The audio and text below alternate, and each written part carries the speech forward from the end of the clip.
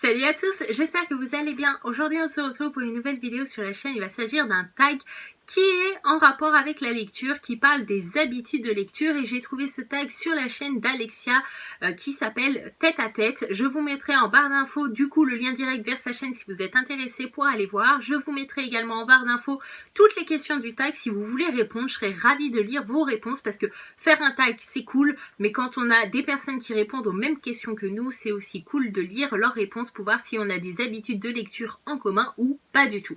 Donc c'est parti, il y a une dizaine de questions sur la lecture et donc je vais essayer d'y répondre. Première question, quel est ton rythme de lecture? Pour répondre à cette question, j'en ai pas vraiment conscience. Je sais absolument que d'un mois à l'autre, ça peut varier, c'est-à-dire qu'il y a des mois où j'ai beaucoup de temps, parce que j'ai des semaines de vacances, j'ai envie de lire, donc je vais lire facilement 3-4 livres par mois, voire même plus des fois. Et puis il y a des mois où je suis fatiguée, je n'ai pas de vacances, j'ai beaucoup de travail, etc. Et je sais absolument que je n'ai pas le temps de lire, et que le soir, même quand j'ai envie de lire, il y a d'autres choses qui se passent, parce que je vous cache pas que le soir quand je rentre, j'ai toujours des copies à corriger, j'ai toujours du matériel à préparer pour la classe le lendemain. Du coup c'est vrai que mon cerveau n'est pas encore posé quand je rentre, parce que je pense à tout plein de choses, je pense à tel élève, etc. Qu'il faut pas j'oublie de faire la photocopie pour tel parent, enfin voilà, dans le cerveau, ça surchauffe. Et au final, le soir, vers 20h30, 21h, quand je me pose sur le canapé, j'ai envie de lire des fois. Mais je suis tellement fatiguée que déjà je m'endors à moitié, et je sais que si je lis, ça va encore m'endormir plus. Et j'ai pas forcément envie de rentrer dans la routine où je travaille, je dors, je travaille, je dors, où je profite absolument pas. Je trouve ça dommage. Et du coup, c'est vrai que des fois, la semaine, quand je travaille, je préfère regarder une série, je préfère regarder une émission, la télé, etc. parce que ça me tient un peu plus éveillée que la lecture. Donc voilà, c'est vraiment dommage, mais du coup c'est vrai que la lecture le soir, moi ça m'endort direct. Deuxième question, un ou plusieurs livres en même temps? Alors sans hésiter pour cette réponse, c'est un seul livre en même temps. Je sais pas, je suis incapable de lire deux livres différents en même temps. C'est-à-dire que j'aime bien prendre mon temps avec un bouquin, j'aime bien m'immerger de l'histoire, de l'univers, et j'ai l'impression que si je lis plusieurs livres en même temps, je vais passer à côté de quelque chose, je ne vais pas être à fond dans mon histoire et je vais passer à côté de ma lecture. Donc je ne le fais pas. En plus je me dis que si un coup je lis une dystopie, ensuite je lis un polar, et puis ensuite un livre jeunesse, c'est vraiment des univers, des genres très différents, et je me vois mal me dire bon allez ce soir je continue mon polar et puis demain je lirai la jeunesse.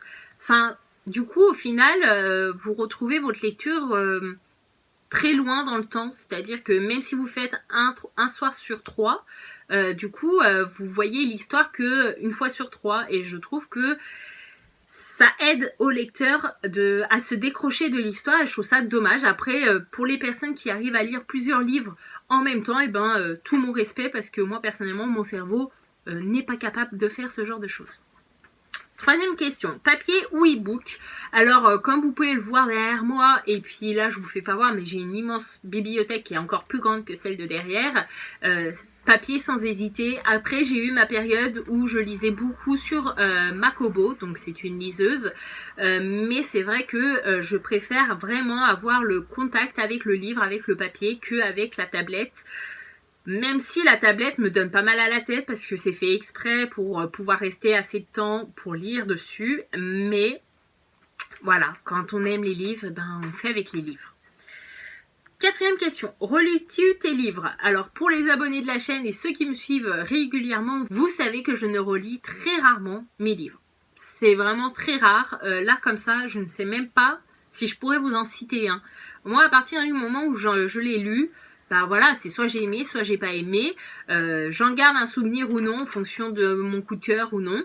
Mais je pars du principe que j'ai tellement de nouveaux livres à lire chaque mois, chaque année, que je ne peux pas forcément m'accorder ce temps de relire les livres que j'ai bien aimés. Même si je vous cache pas que ça peut arriver, hein, mais c'est vraiment très très rare. Je préfère découvrir de nouvelles histoires et augmenter mon champ de vision, mon champ de lecture. Question suivante. Quel genre de livre lis-tu principalement? Alors pour ceux qui regardent mes vidéos régulièrement, vous le savez, on va dire que c'est la dystopie, donc la science-fiction. Sinon c'est les livres jeunesse ou alors les polars, les thrillers.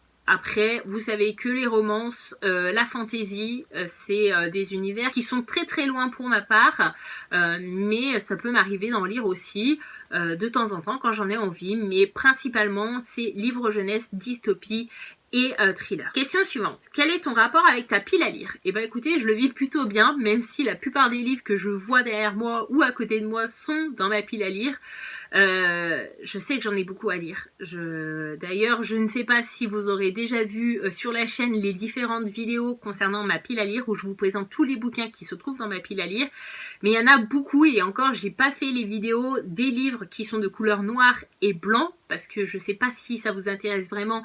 Et comme j'en ai beaucoup, j'attends de voir déjà si ce genre de vidéo vous plaît ou non pour pouvoir les faire. Mais j'en ai beaucoup et je pars du principe que maintenant, je garde vraiment que les livres que j'ai absolument aimés et ceux de ma pile à lire. Donc c'est vrai que ceux qui sont présents dans ma bibliothèque sont vraiment dans une grande partie ma pile à lire. Question suivante. As-tu déjà eu une panne de lecture? Oui, récemment. Donc là où je vous tourne la vidéo, ça va mieux en ce moment. Mais en août 2019, je suis partie en vacances en Allemagne. J'ai fait une expérience de dingue et en fait ça m'a provoqué une panne de lecture. Impossible de me remettre à la lecture suite à ce voyage. Je crois que j'avais commencé un bouquin et j'ai dû mettre 3 ou 4 mois pour le finir. Alors peut-être que j'avais pas pris le bon bouquin à ce moment-là aussi, et ce qui a fait que c'était un cercle vicieux, j'avais pas envie de retrouver le bouquin. Comme j'aime pas trop abandonner les livres, bah c'était un petit peu compliqué.